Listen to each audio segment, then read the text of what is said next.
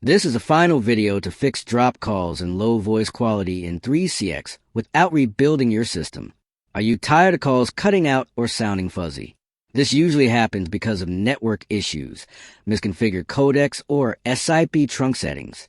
Many tutorials online ask you to reset everything or dive into complicated menus, which wastes time and causes frustration. But in this video, Rexis will show a simple trick that targets the exact problem in minutes. By checking your network paths, adjusting jitter buffers, and fine-tuning codec priorities, you can restore clear calls fast without wiping your setup. If you want a full step-by-step guide to follow along and fix it yourself, comment below and we'll cover it in detail.